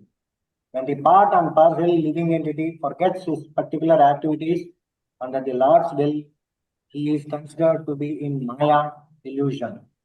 Thus, from the very beginning, Sri Ishopanishad wants us to be very careful to play the part designated for us by the Lord. This does not mean that the individual soul has no initiative of his own. Because he is part and parcel of the Lord, he must partake of the initiative of the Lord as well. When a person properly utilizes his initiative or active nature with intelligence, understanding that everything is Lord's potency, he can he can revive his original consciousness, which was lost due to association with Maya, the external energy. So Prabhupada, thank you, Prabhu. Prabhupada is telling one interesting word here. I want all of you to think about this. Initiative. What does initiative mean? We hear it so often. What does it imply? Initial stage. Budding Say stage. again. Initial stage. Initial stage. Budding. Okay. Start. Take initiative to do this. Like that somebody will say, right? What does it mean? Start. Initiative. To start. To start up something. Yeah. Means you act, you do something to make it happen. Take initiative. Let me take initiative to clean the temple. Let me take initiative to do distribution. So initiative means what? Something which we ourselves want to do, right? This is how it's usually understood. Do we use this, right? It's so common term. In companies also they say many times initiative. So initiatives, what it means properly saying here is every jiva has some ability, has some God-given energy to act. One should use it to fulfill the initiatives of Lord. He can take initiative of his own. He can, by his inspiration, he can do something, but it should be aligning with the initiative of the Lord. When we say about initiative, it involves mind and intelligence. Am I right? It involves mind and intelligence. So initiative taking ability is there in Jiva. It is not there in animals so much. Animals actually, they act just instinctively. Jiva can decide to do, humans can decide to do something beyond instinct. The instinct of the matter, I mean to say. So when a person utilizes his initiative or active nature with intelligence, understanding that everything is Lord's potency, he can revive his original consciousness. Once Srila Prabhupada was in a temple in West, many devotees were coming and submitting their reports of service to him. I tell the stories. It's a nice story, very nice lessons here. So Prabhupada was meeting all these devotees, and one devotee by name Ishan Prabhu, he was saying that how all devotees are coming and telling what they did for their guru, pleasure of their guru. Prabhupada was very happy seeing them, hearing them. So he went at the end and told Srila Prabhupada, I want to do something for you. What can I do for you? Prabhupada told, what do you want to do for Krishna? And he thought he will get an answer for his question. Prabhupada asked another question back. So he again asked, Prabhupada, what can I do for you? Prabhupada again asked the same question back. What do you want to do for Krishna? So he thought Prabhupada wants me to think about this. This is his answer. Prabhupada told him, think about it and tell me tomorrow. The next day after the Guru Puja and Srimad Bhagavatam class by Prabhupada, Prabhupada was getting down from Vyasasan. He sees this devotee and calls, so, what do you want to do for Krishna? So this Ishan Prabhu told Srila Prabhupada, I thought about this the whole night, and I see that in our temple, our mridangas keep breaking so often. And to get mridangas from India is so difficult, so costly. I want to design a mridanga here itself. Uh, that's the time from when they started doing that clay, sorry, the fiber or that synthetic material mridanga. And next visit of Srila Prabhupada to that same temple, he made it and showed. Prabhupada was so happy. Prabhupada liked his initiative taking nature and he appreciated it. Ultimately, Krishna consciousness is voluntary, spontaneous service nature to Krishna, service attitude to Krishna. Every jiva in the liberated position is offering service to please Krishna. So one should utilize this a little freedom which Lord has given in human form for this. All of us chose to chant holy names. All of us chose to be like a devotee, follow the regulations of a devotee. Is it not? We are trying to study by our own choice. Of course, we are given so many guidance, we hear and all, but ultimately we choose to do it. So that's the best expression. The service should be coming from one's heart, ultimately, like just like that Ishan Prabhu. He really felt to do something for Prabhupada. So the real use of mind and intelligence should be in aligning with the Lord's will. The Lord's will is to see that all jivas are engaged, are coming closer to Him. And the ways He has told, the bigger, broader paths He has told, one should follow them. And within that, there is so much of initiative taking freedom, is it not? Wonderful avenues for doing service to please them. Ultimately, Prabhupada was asked, what will please you the most? Prabhupada told, when you love Krishna. When you love Krishna, that will please me the most. So there is not one way, there is not the way the jivas can please Krishna and Guru. There are many ways, but all are coming out of that genuine desire to serve and please, a selfless desire to serve, please. That's essentially bhakti, actually. So, how can one know Lord? Ultimately, Prabhupada says in the last paragraph, one cannot know by one's independent use of mind and intelligence and senses, by anumana, pramana, all that. But one can know by a specific attitude. Please read Prabhu, Srinivas Gopal Prabhu, last paragraph. All power is obtained from the Lord. Therefore, each particular power must be utilized to execute the will of the Lord and not otherwise. The Lord can be known by who has adopted such a submissive service attitude. Perfect knowledge means knowing the Lord in all his features, knowing his potencies, and knowing how these potencies work by his will. These matters are described by the Lord in the Bhagavad Gita, the essence of all the Upanishads. Upanishads. So, how can one know Lord? Huh? What is highlighted? A submissive service attitude. That's the essential key. Yes, we should utilize our senses, mind, intelligence, all that which Lord has given in the mood of service, in the mood of submission. That is the key to know the Supreme Lord. And that knowing means what? To know Him, to know His energies, how He functions in this world.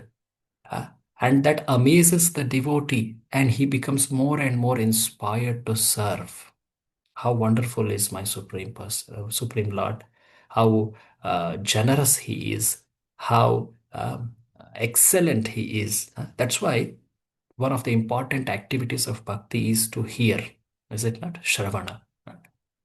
So what it means? It means to know about Nama, Rupa, Guna, and Leela of Bhagavan.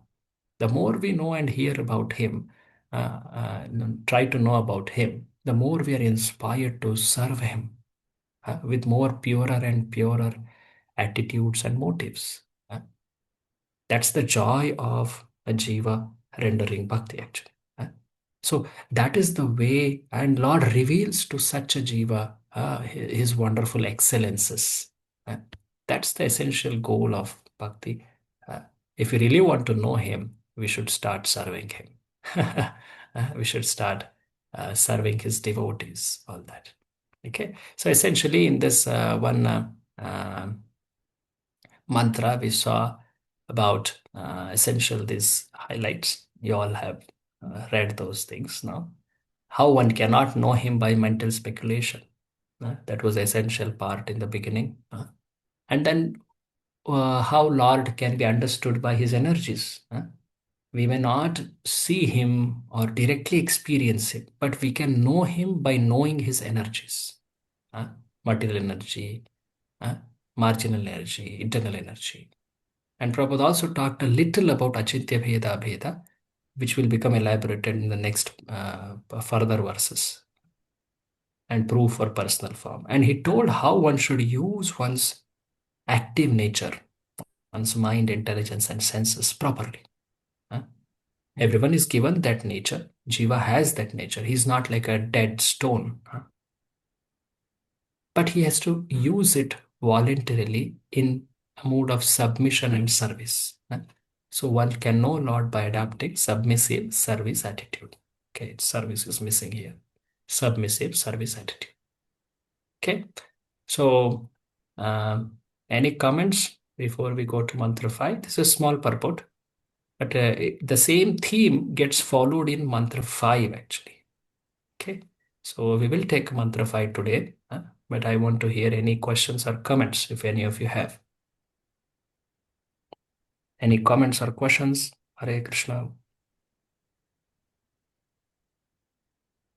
Hare Krishna, Prabhu. And we go into mantra Can 5? Yes.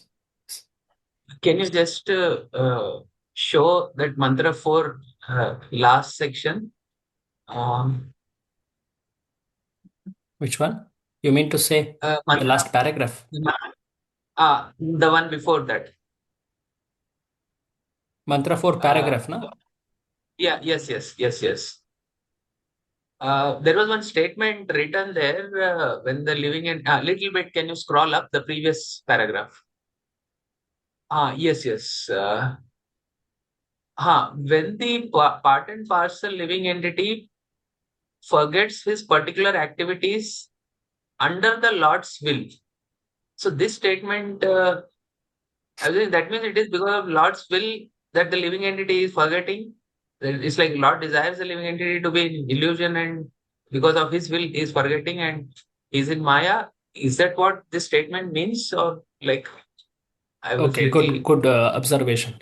So Lord's will, ultimate will of the Lord is for the jiva to situate himself in a natural position that is in relation to him in service. But if the jiva desires something else, the Lord's arrangement is such that he will accommodate the jiva's independent usage of free will under his broad domain. Because everything in the world ultimately acts under his will only. So jiva, even though he chooses not to follow the Lord, he still has to follow the energy of the Lord, that is external energy. He's never fully independent. You know? So, in that sense, because he has desired it, the next scheme of events are all already laid out by the Lord.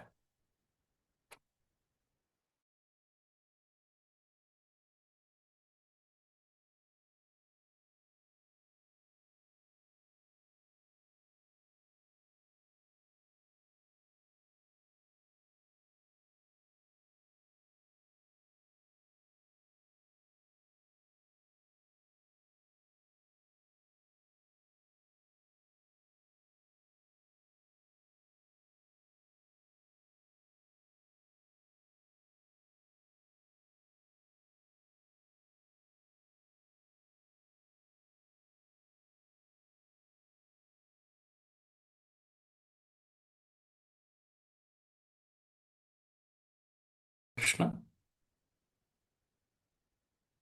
Hare Krishna. Am I audible? Yes, Prabhu. Yeah, Prabhu. Yeah, Prabhu. Yeah. Sorry, because some network issue. Was that clear, Prabhu? I was explaining about how large is Lord's will. The everything in existence actually follows Lord's will only. Even if Jiva expresses his free will, uh, not directly serving the Lord, still he has to follow the Lord's will in the sense that he has to follow the external energy. In that sense, it is Lord's will only. It's not that Lord desires the Jiva to stray away and suffer. But if Jiva chooses not to follow him, he is given another set of setup to live, and still there will be some control of Lord, like a prison, which is also controlled by government, is it not? In that sense. Is that okay? Yeah, okay, Prabhu. I understood what you're telling, but that sentence seems to be little this thing. It's all right, fine. Yeah, Lord's will in that sense, actually. Okay, okay. There are deeper philosophical aspects about how Jiva fell and all. I'll not enter to that. Let's not go to there. Okay. Madhavajit Prabhu, yes. So, Prabhuji, it's about, my question is about understanding the Lord. So, at the end of this Prabhupada clearly talks about submissive service attitude. But in the starting of the Correct. Prabhupada also tells that he can be known only by his devotees through his mercy. Yeah. So, even that Yes. point is also there also, Prabhu, to know the Lord. So, so when it's told submissive service attitude, it is the way to attract his mercy. Okay, through his devotees. Yeah. So see, there are devotees, there are Lord, many forms by which Lord is present. Sometimes he himself descends, sometimes he sends as a representative. But how can we take benefit of such appearances of Lord? Only when we are in this mode. There are people who are there, right next to Krishna, right next to Prabhupada, but they did not take benefit also, no? Because that attitude is the key. No, that's the key. And if that attitude is there, even if we don't have the Supreme Lord in front of us or his great devotees in front of us, Lord will channel his mercy in many ways. He can reach out to us in many ways if we have that necessary attitude, because ultimately, as Paramatma is there inside us, right? He can always guide us that way. Is it not? Like that. Okay. Okay. Okay. I do want to begin mantra 5, and we will take further questions. Surely I am available. But after a little description of mantra 5. So mantra 5 is essentially continuation of the theme of mantra 4. Mantra 4, we saw now in the bigger overview. What was that? Lord cannot be conceived by mental speculation. Correct. Lord cannot be understood by our mind and intelligence employed independently, mental speculation. So that's why the explanations, they really challenge our intellect. How is it possible? Shloka says, Tadejati tannaijati taddure tadvantike tadantarasya sarvasya tadu sarvasyasya bahyatah. Shloka says, Tat. You see the word again repeated, Tat. The word Tat literally means that. It's a pronoun, that. Prabhupada translates it directly for us, making it easy. It means Isha, or the Supreme Person. But the shloka literally means, it doesn't say the word whom it is addressing. Tat ejati, tat na ejati. Ejati means to walk. Right? It walks, it does not walk. It is very far, it is very close. Antike. It is inside everything. Antarasya sarvasya. At the same time, it is sarvasyasya bahyatah. It's outside everything.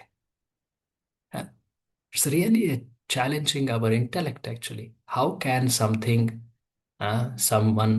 be walking and not walking, far and near, inside and outside?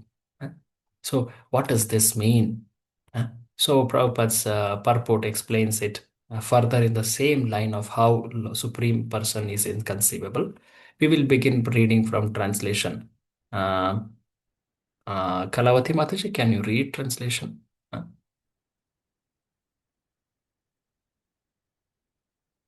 The Supreme Lord. You have to unmute, Mataji. You are muted. The Supreme Lord walks and does not walk. He is far away, but he is very near as well. He is within everything and yet he is outside of everything.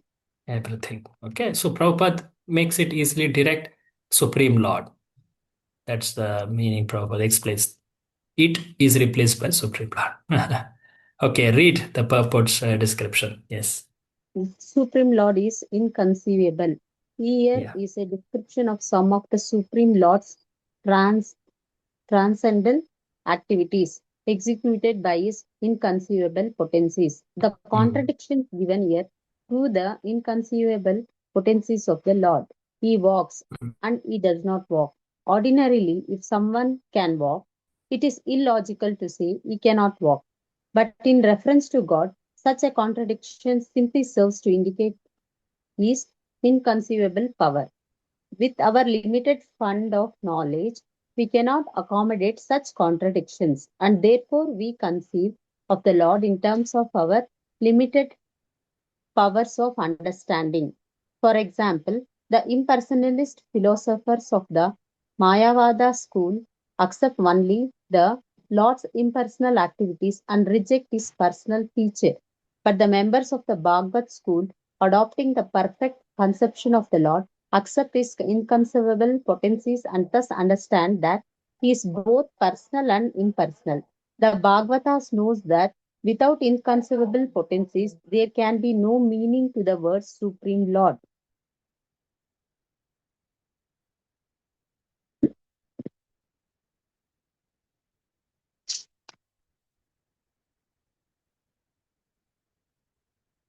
Okay.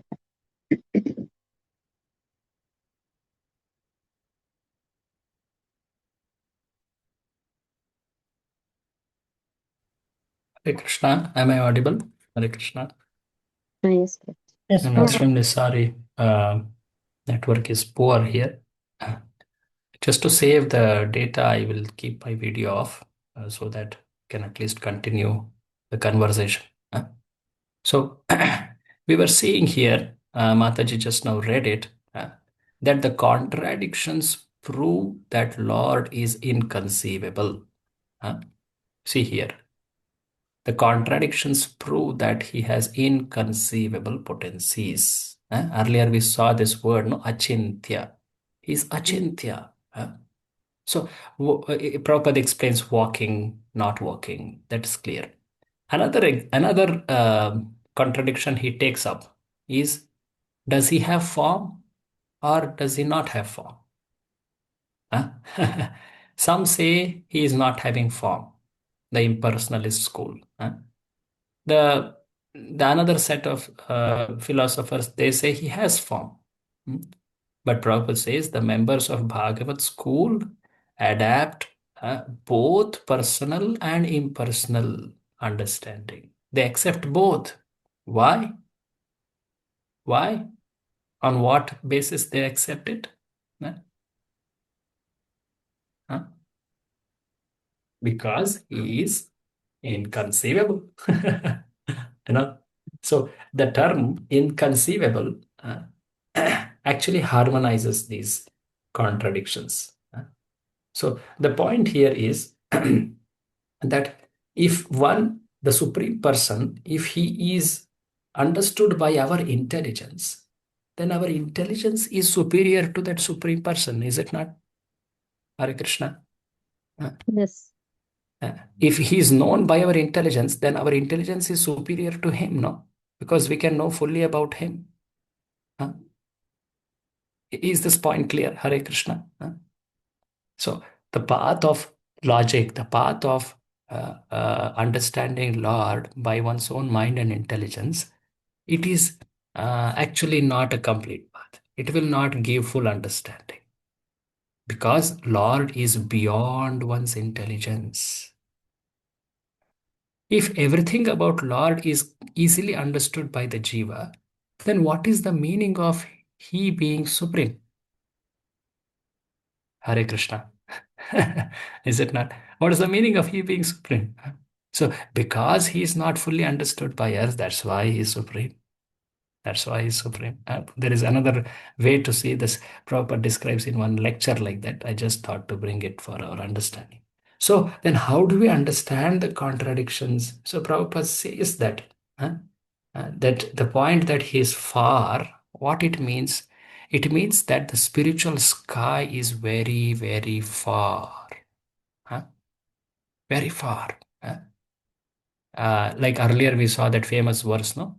Brahma Samhita verse, that one can travel far, fast, speed, great speed for a long time. Still one cannot reach him, is it not? So it is telling that what it means he is so far. At the same time, he is so near. What this means, he is actually extended himself. He is as Paramatma present every bit of the creation. That way, one can never say that he is separated from the Lord, that he cannot access the Supreme Person. He can never say that because Lord is there at every bit of the creation. That the Lord is present in the creation, this world. At the same time, Lord is beyond this creation. These both aspects are possible because of his inconceivable nature. Prabhupada describes that here. And then he also says that people, they not understanding his inconceivable nature, they sometimes make a false understanding of the Lord. They consider him to be a normal human being like you and me. And such type of understanding is a great obstacle. There is a very famous verse in Bhagavad Gita, 9th chapter, 11th verse. Avajananti mam mudha manushi tanumashrita. Some people consider me as a regular human being of this world when I come here, but they are actually considering great offense. Avajananti. Due to which they actually cannot know me truly. There are so many people who may be very well versed in the Shastras, well versed in the understanding of the world, but because they don't know this inconceivable power of Lord, they think the Supreme Person as any common man. Now, but please know that when we accept the understanding of Achintya, it is not discarding the understanding about the Supreme Lord. No, one can use one's intelligence, but one should accept the first premise of inconceivability. As we saw earlier, the Lord is someone who is beyond one's mind and intelligence. He is beyond the tarka agochara. He is full of seemingly apparent contradictions. This is how we can truly know him. Anyway, there is further more description about what can our intelligence bring us to, what can Shastra take us to. That all we'll see next time. Today we saw this mantra 5. We just made a beginning. Goes, yeah. How Lord is inconceivable and how to understand his contradictions. But there is very interesting aspect of the deity form, the Archa Vigraha, which comes as a part of this purport. We will see that, because if Lord is spiritual, how can he appear as a material form, Archa Vigraha form? And how still we accept him as spiritual? So that understanding Prabhupada describes very nicely what is the purpose of the form of deities, and how one should serve them, one should see them. All that will come. We'll see that in our next session. Krishna willing, we will have some offline at temple, and those who can, they can surely attend online. Thank you very much. Today we have begun mantra 5. We completed mantra 3 and 4. And I also described about the open book question. Please start doing it, if possible, from today itself. We have set a deadline 20th of June. Let's try to at least complete it and keep it ready. We'll tell on how you can submit it and further things later. Thank you very much. Shri Ishopanishad ki jai, Srila Prabhupada ki jai. Any comments or questions you can ask? Hare Krishna Any? Prabhu, Yeah. in one of the earlier classes, you said why that a pronoun is used, like tadejati, tannaijati. Yeah. Would you want to explain it now? Why that? Yeah. In the very next session we have, I will begin from there. I was telling Okay. about how what the intelligence can take us to. I told na then this is what will be the description. Okay, we will see that. Okay, if Another it point. doesn't get addressed, yeah. Another point was, like you mentioned, in these verses, so many aspects, qualities are being mentioned. So that clearly shows that the Lord is personal. So I was just thinking how the Advaitavadis refute this, because Interpret. it seems to be very clear. He is walking and everything you said. It's so simple and clear. So I was just thinking, what is the refutation that Oh. Advaitavadis have? And this is the Upanishad also. So Hmm. I was just thinking, how do they refute it?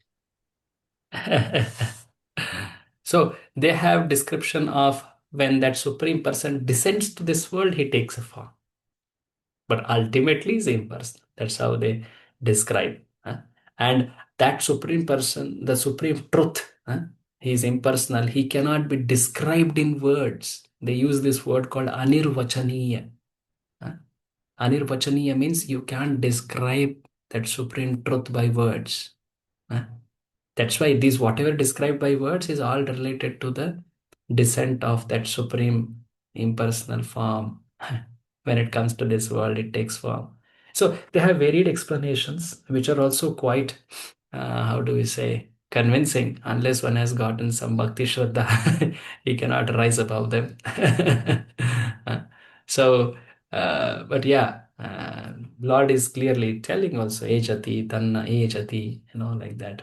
And equally convincing arguments are there from the personalist school. In fact, more convincing arguments. That's why this whole section, which we will see from mantra 4 till 18, will establish this, that how one can understand the supreme truth to be personal. Okay, we'll see that directly from verses. But sometimes, if a person doesn't have that shraddha, he may not see the evident truth. He may still have a different interpretation of it. It's always there like that. Thank you. Hare Krishna. So we will meet next week, 2:30 p.m. A short Next. query about assignment. Yeah.